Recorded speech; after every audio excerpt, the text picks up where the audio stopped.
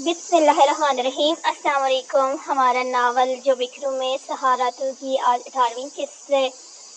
तो हो सकता है कि ये किस्त भी आपको यानी कि बहुत ज़्यादा लेंथी ना मिले, क्योंकि कुछ इश्यूज़ हैं जिनकी वजह से इतना टाइम नहीं मिला। तो बहुत ज़्यादा यानी कि रिक्वेस्ट थी कि अगली किस्त अपलोड करें, तो इसलिए मैं छोटी सी वीडियो आज बना रही हूँ।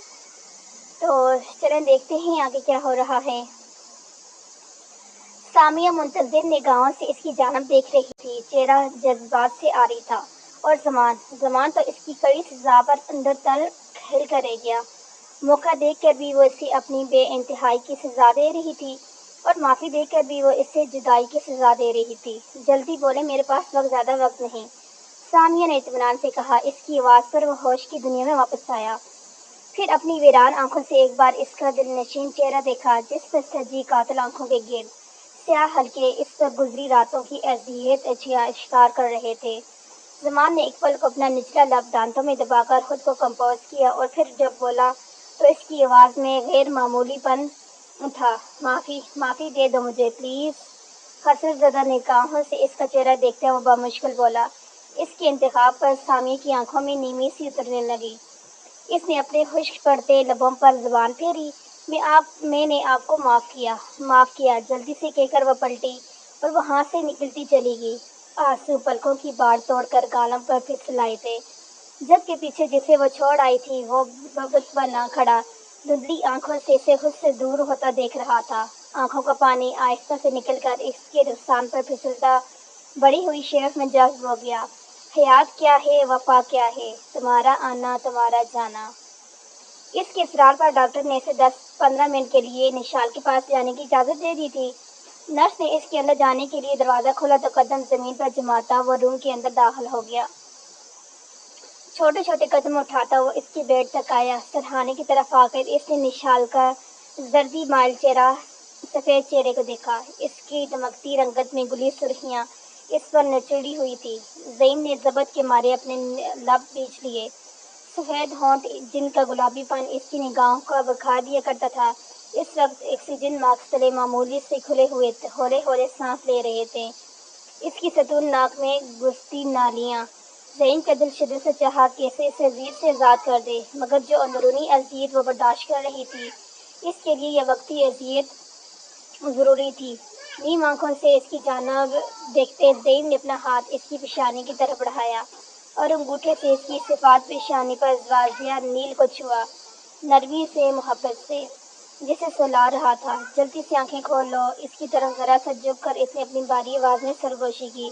वो जानता था कि निशाल ने जो खोया है, इसके बाद वो इसकी आंखों की वो चमक देखने से महरूम हो जाएगा जो इसकी आंखों में देखकर ज़ैन इजलाल की आंखों में ठंड उतरने लगती थी। मगर इसके बावजूद वो इन आंखों को खुला देखना चाहता था। इसकी बंद आंखें इस पर ज़ैन इजलाल के दिल में अजीब सी वहशत फैला रही थी। मैं तुम्हारी आंखों में अपना अक्स देखना चाहता हूँ ज़िंदगी। इसकी बंद पलकों को देखता वो यासीर ज़दा लहजे में बोल रहा था। निशाल होश व हवास की दुनिया से बेहदूद इस वक्त अपनी ज़िंदगी पर मौत की कश्मकश में पुतला थी। ज़ैन एक कदम पीछे हटा और बेड के पास पड़े स्टूल पर बैठ गया। इसका सीने में झुकड़ा हाथ बहुत एहतियात से अपने हाथ में ले लिया। मैं टूट चुका हूँ निशी, मेरी सांसों का बहुत बोझ है मुझ पर। सिर्फ एक बार मेरी तरफ देख लो यार, खुदा की कसम तुम्हारी एक नज़र मुझ में ये बोझ उठाने की हिम्मत पैदा कर देगी। सिर्फ एक बार। इसका हाथ अपनी आंखों से लगाते हुए भीगी लहजे में कह रहा था। जिंदगी में पहली बार वो इतना कमज़ोर पड़ा था कि इसकी आंखों का पानी बेख्तियार हो रहा था। मुझे तुम्हारी हर सज़ा कबूल है। लेकिन वो बोलते बोलते रुका। इसकी बारी होती जा रही थी। वजह हल्के में अटके आंसू थे। सुनो, तवील इंतज़ार मत करवाना, मैं बर्दाश्त नहीं कर पाऊँगा। वो बहुत मध्यम आवाज़ में गुजारिश कर रहा था कि वो जानता था कि आंखें खोलते ही वो इसकी एक भी नहीं सुनेंगी। जानता हूँ तुम्हें कभी बता नहीं पाऊँगा, समझ भी नहीं पाऊँगा, लेकिन जताने की बार बार कोशिश की है कि वो अटक गया। ज़ैन की आंखों से टूटते आंसू ने निशाल की हाथ की पश को नीम कर दिया कि मैं मोहब्बत करता हूँ तुमसे, अपनी सांसों से ज़्यादा, अपनी धड़कन से बढ़कर, अपनी रात से आगे, अपने आप से जुड़े हर रिश्ते से पहले सिर्फ तुम्हें चाहता हूँ। खुदा गवाह है, इस दुनिया में अल्लाह और इसके रसूल के बाद ज़ैन इजलाल ने सबसे मुकद्दम सिर्फ निशाल फारूकी को जाना है। اس کا ہاتھ ہموار اپنی بھیگی آنکھوں سے لگائے وہ دھیمی آواز میں کہہ رہا تھا اس کا اعتراف محبت اس قدر حسین تھا کہ اگر ان دونوں کے درمیان یہ برا وقت موجود نہ ہوتا تو یقیناً وہ خوشی سے آدھی پاگل ہو جاتی۔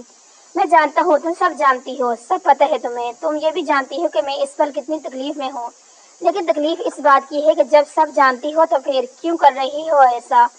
کیوں اپنی آنکھوں پر بے ہوشی کا پردہ سجا کر میری سانسوں کو دشوار کر رہی ہو؟ پلیز دیکھو، میں گزارش کر رہا ہوں، ایک بار آنکھیں کھول لو، مجھے مزید مت آزماؤ۔ بوجھل آواز میں بولتا وہ اس پل اپنے آپ میں نہیں تھا، وہ اپنا ضبط کھو رہا تھا، لیکن نشال ہموار خاموش تھی۔ کچھ پل یوں ہی خاموشی سے سرک گئے۔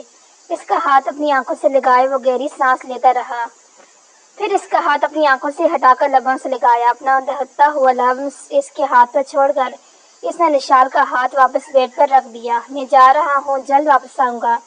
اور اسے یوں بتا رہا تھا جیسے وہ اسے سن رہی ہو، لیکن وہ اس کی آواز سننے کی حدود سے بہت آگے جا چکی تھی۔ زین کچھ دیر یوں ہی اسے دیکھتا رہا، پھر اٹھ کھڑا ہوا۔ میری آنکھوں سے تیرا غم چھلک تو نہیں گیا؟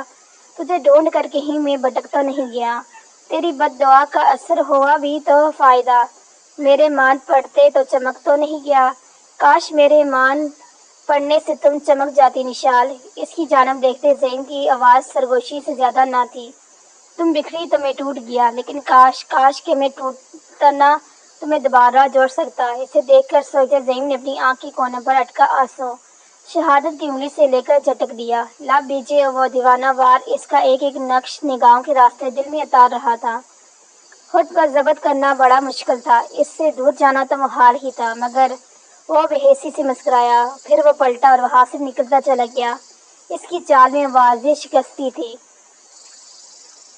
بے قرار موسم میں، یاد کے جھڑکوں میں، پھر تمہیں سے ملنے کی دل میں کتنی خواہشیں۔ آج کل نومبر کی پھر اداس شاموں میں اور دسمبر آنے میں تھوڑا سا وقت باقی ہے۔ ان اجاڑ آنکھوں میں زرد راتیں ہیں، اس سرد موسم میں ٹوٹ پھوٹ جاتے ہیں جب بھی یاد آتے ہو، خود کو بھول جاتے ہیں۔ جھولا ہولے ہولے ہلتا چون چون کی دھیمی سی آواز پیدا کر رہا تھا۔ موسم خزاں کی نارجی شام میں فضاؤں میں رقص کرتی ہوا میں عجیب سی بے گلی تھی، بے چینی ہی بے چینی تھی۔ درختوں کی جھرمٹ زد پردہ ماحولوں میں ساگواری پھیلائے ہوئے تھے، اے شاہد! ساگواری اس کے اندر ہی ٹھہر چکی تھی۔ اس کی گنہری پلکوں پر گزرے ماہ و سال کی تھکن سی تھی۔ گلافی آنکھوں کا رنگ اس پل گلابی ہو رہا تھا، جھولے سے لٹکتی اس کی ٹانگیں ہولے ہولے ہل رہی تھی۔ اس نے دھیرے سے اپنی پلکیں جھپکی، ہوا کا ایک شدید جھونکا اس کے چہرے سے ٹکراتا، اس کے بالوں سے اٹکلیاں کرتا، زرد گھاس سے بکھرے بے شمار پتوں میں سرسراہٹ سی پیدا کر گیا۔ وشال نے چہرے پر آتی لٹوں کو کان کے پیچھے عرصہ، جوڑے مکمکیت بال اس کی گردن کو ڈھانپے ہوئے تھے۔ 3 سال بیت چکے تھے، لیکن وہ آج بھی وہیں کھڑی تھی جہاں وہ اسے چھوڑ کے گیا تھا۔ اسے آج بھی وہ لمحہ، وہ پل، وہ وقت، وہ رات یاد تھی۔ سرگام کو یاد کرتی اس کی گلافی آنکھیں ایک پل کو سکڑی تھی، ناک میں چمکتی لونگ اداس ہو گئی تھی، آنکھوں میں نیمی چمکنے لگی جیسے اس رات چمکی تھی۔ زر پلیز اس کی سماعتوں میں اپنے ہی الفاظ گونجے۔ آج پھر اس کی یاد مشال کی دھڑکنیں بھڑکا گئی۔ کیا آپ مجھے اس قابل نہیں سمجھتی؟ سرخ آنکھوں سے اس کی جانب دیکھتا وہ تکلیف زدہ سا پوچھ رہا تھا۔ اس کی گرفت میں قید وہ ہولے ہولے لرز رہی تھی۔ یاد کرتے ہی مشال کی اداس آنکھیں بھیگنے لگیں۔ جب اس رات اس کی آنکھوں سے آنسو بہتے دیکھ سرگام ہولے سے اس کی رخسار پر بکھرے آنسو کو چننے کے لیے جھکا تھا۔ وشال نے بے اختیار اپنے گالوں پر ہاتھ رکھا، دل شدت سے دھڑک اٹھا۔ اس کے ہاتھ بھیگ گئے، مگر سرگام وہاں کہیں نہیں تھا۔ وشال نے اطراف میں نگاہ دوڑائی تو وہ وہیں خزاں کی اداس شام میں تنہا بیٹھی ہوئی تھی۔ اف، تم کب آؤ گے زر؟ آنکھیں میچتے ہوئے بھیگی آواز میں بڑبڑائی۔ بدتمیز، پتہ نہیں کہاں گم ہو۔ اپنی آنسو صاف کرتے ہوئے روتے ہوئے ہنسی، اور ہنسی تھی کیونکہ وہ اس سے ناراض کب تھا، وہ اس سے کبھی خفا ہو ہی نہیں سکا۔ یہ تو اس کے اپنے اندر کا خالی پن تھا جو پچھلے 7 روز سے اس کے اندر چہلا چہلا کر اس کی 3 سال پہلے کی گئی زیادتی کا احساس دلا رہا تھا۔ عجیب سا خوف اور وسوسے تھے جو اسے ستا رہے تھے۔ جان تو وہ 3 سال پہلے ہی کی تھی کہ وہ ساحر اس کے دل میں کر چکا ہے، مگر اس سے سرگام سے یوں اس قدر اس حد تک عشق ہو جائے گا کہ مقام انتہا تک پہنچ جائے گا، اس نے کبھی سوچا بھی نہیں تھا۔ بات نہیں ہوئی اس سے اپنی پشت بڑھتی آواز سن کر وہ چونک اٹھی، پلٹ کر اس کی جانب دیکھا جو لبوں پر بھرپور مسکراہٹ سجائے اسی کو دیکھ رہی تھی۔ مشال نے ہولے سے نفی میں سر ہلایا تو وہ گھوم کر آگے آئی اور اس کے ساتھ ہی جھولے پر بیٹھ گئی۔ ڈر لگ رہا ہے؟ اس کی آبیگی آنکھوں میں دیکھتے نشال نے نرمی سے پوچھا۔ وہ جانتی تھی کہ مشال زرگام کی وجہ سے ڈسٹرب ہے۔ ہاں، لیکن تمہیں کیسے پتہ چلا؟ اس کی طرف دیکھتے ہوئے مشال نے آہستگی سے پوچھا۔ اس کی بات پر نشال نے سنجیدگی سے شکل بناتے ہوئے کندھے اچھائے۔ اس میں پتہ لگنے والی کون سی بات ہے؟ تمہاری آنکھیں کہہ رہی ہیں تم خوفزدہ ہو، نشال نے یقین سے کہا۔ پھر تو تمہیں بھی یہ پتا ہوگا کہ میں کیوں خوفزدہ ہوں، نشال نے پھیکے پن سے مسکراتے ہوئے پوچھا۔ ہاں مجھے پتہ ہے، تم بے وقوف ہو اس لیے خوفزدہ ہو رہی ہو۔ نشال ابھی بھی سنجیدہ تھی۔ مشال نے سمجھی سے اس کی طرف دیکھا۔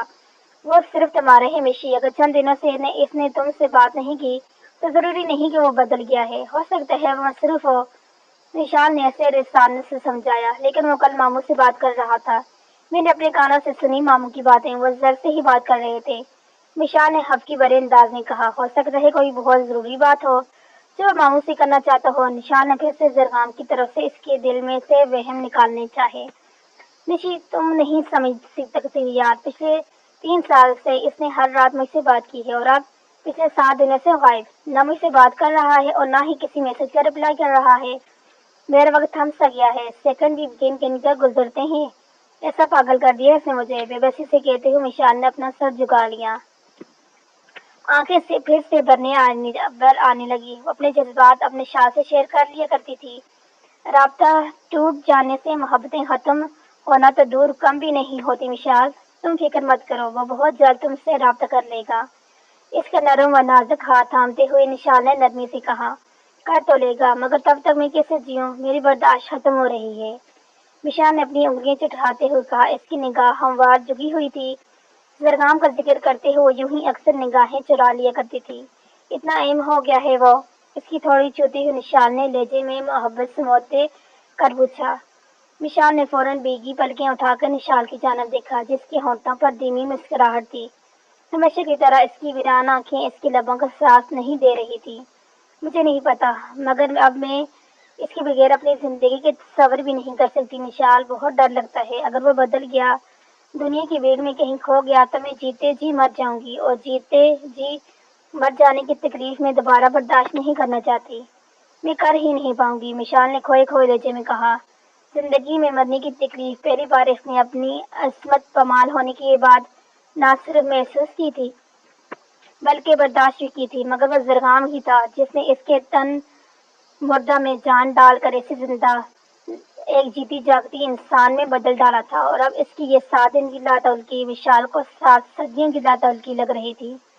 اس کا چہرہ دیکھنے سے تو وہ محروم تھی ہی، اب زرگام نے اپنی آواز سے بھی اسے محروم کر دیا۔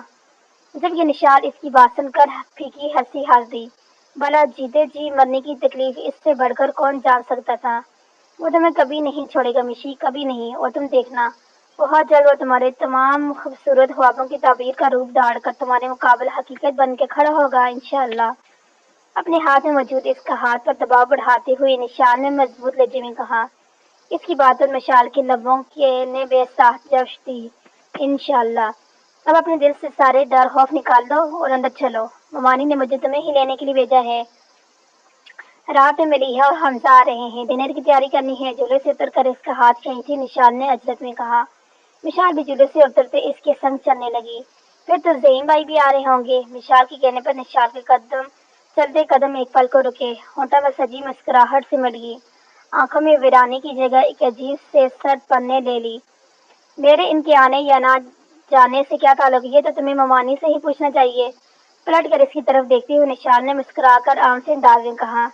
مشال اس کی مسکراہٹ کو خوب سمجھتی تھی، یہ وہی موسوس سرد ترین مسکراہٹ تھی جو اس کے لبوں پر سجتے ہی اس کی گلابی آنکھوں کا رنگ گلابی ہو جایا کرتا تھا، پتہ چلتا تھا وہ ضبط کر رہی ہے، مگر زعیم اجلال کے ذکر پر مسکرائے بغیر جواب نہیں دیتی تھی۔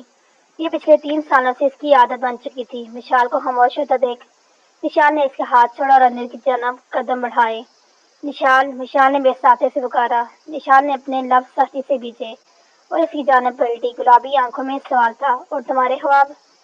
مشال کا لہجہ بھیگا ہوا تھا، اس کے سوال پر نشال کے چہرے پر سنجیدگی چھا گئی۔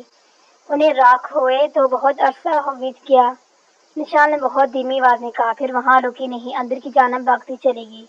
مشال کو ایک بار پھر اپنی عزیز جان بہن کے لیے افسوس ہوا تھا۔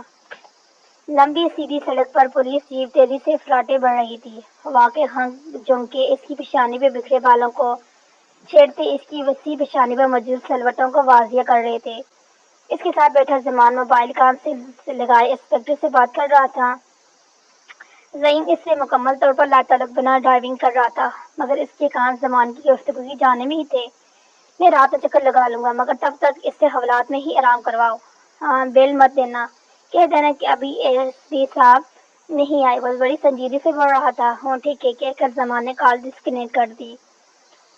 مرڈر کیس سے کسی سیاستدان کے خاص آدمی نے حال ہی میں مخالف پارٹی کے آدمی کا قتل کر دیا تھا۔ زمان اسی جلسے میں شریک تھا۔ اس نے موقع پر ہی اسے گرفتار کر لیا اور اب وہ سیاستدان اپنے آدمی کو باہر نکلوانے کے لیے سر توڑ کوشش کر رہا تھا۔ زمان اس معاملے میں زعیم کی سپورٹ بھی نہیں لے رہا تھا، کیونکہ 2-3 سال پہلے ہی اس کا ٹرانسفر ملتان ہو گیا تھا، جبکہ زمان پتوکی میں ہی اٹکا ہوا تھا۔ مریحہ اور حمزہ کی وجہ سے وہ آج ہی لاہور آیا تھا اور آتے ہی اس نے پتوکی سے زمان کو پک کر لیا۔ کیا بات ہے، پریشان لگ رہے ہیں؟ زعیم نے سنجیدگی سے پوچھا۔ نگاہ ہموار سامنے سڑک پر ہی تھی۔ نہیں، کچھ خاص نہیں۔ آپ گاڑی کسی کافی شاپ کے باہر روکے یار، پھر بتاتا ہوں، اپنی پیشانی مسلتے ہوئے زمان نے کوفر زدہ لہجے میں کہا۔ اس کے سر میں درد ہو رہا تھا۔ زعیم نے ایک ترچھی نظر اس پر ڈالی تو وہ بول پڑا، کیا یار، کبھی تو ماتھے کی یہ بل دینے دیا کریں، ہر وقت جلاد بنے رہتے ہیں۔ زمان نے کچھ سنجیدہ لہجے میں چڑھ کر کہا۔ زعیم نے سر جھٹکتے ہوئے سڑک پر نگاہ جمائی۔ کتنے اوقات میرے ساتھ گزارتے ہو تم، جو ان بلوں سے شکایت ہو رہی تمہیں؟ زعیم نے اطمینان بھرے لہجے میں پوچھا، اندازہ جتاتا ہوا تھا کہ بھائی ہماری تو ملاقات ہی مہینے بعد ہوتی ہے، تم کن اوقات کی بات کر رہے ہو؟ زعیم کے سوال پر زمان کو حقیقتاً افسوس ہوا۔ جس وقت بھی ملوں آپ کی تیوری چڑھی ہوئی ملی ہے۔ زمان نے بنا لحاظ رکھے اسے کہا۔ وہ جانتا تھا کہ زعیم اس کی سن لیتا ہے، اور حقیقت یہی تھی کہ درگام کے بعد زمان اس سے بے حد عزیز تھا۔ زمان کے جواب پر زعیم نے اسے بولنے پر ہی اتفاق کیا۔ پھر ذرا سے فاصلے پر نظر آتی کافی شاپ کے باہر جیپ روک دی۔ وہ دونوں جیپ سے اتر کر کافی شاپ کے اندر داخل ہو گئے۔ کافی آرڈر کر کے زعیم مکمل طور پر اس کی جانب متوجہ ہو گیا۔ اب بولو، کیا مسئلہ ہے؟ کوئی سیریس کیس ہے؟ زعیم بھرپور سنجیدگی سے پوچھ رہا تھا۔